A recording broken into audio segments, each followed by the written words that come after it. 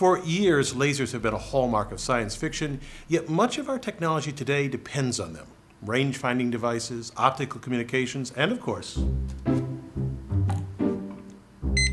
barcode scanners. The unique characteristics of laser light make all these things possible. However, its use by eye surgeons to reattach retinas highlights them all. Injury can cause the eye's retina to peel away from the tissue supporting it. Without rapid treatment, the entire retina can become detached, causing blindness. Surgeons use green laser light of nearly a single wavelength because that color passes through the eye's lens and vitreous humor without being strongly absorbed, and thus without causing damage. The laser beam then strikes the retina where the tissue strongly absorbs that light, using the high-intensity light to weld the detached retina back into place.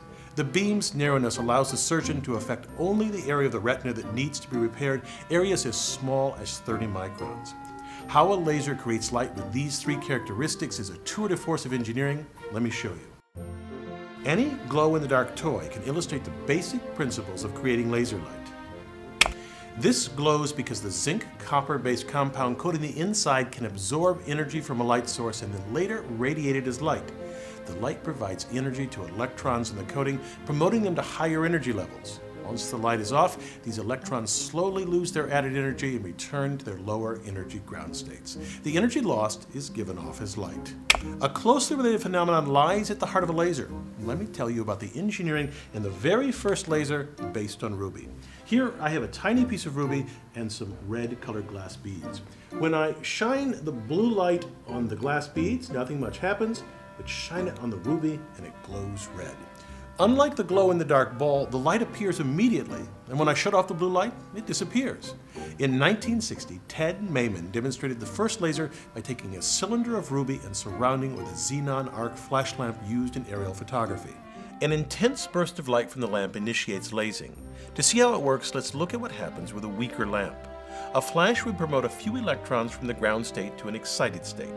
They'd lose a bit of energy, fall to a lower energy state without emitting light, and then drop from there to the ground state, giving off a burst of light. The light produced would be incoherent light, a spectrum of colors and intensities, just as my small laser made the ruby sphere glow.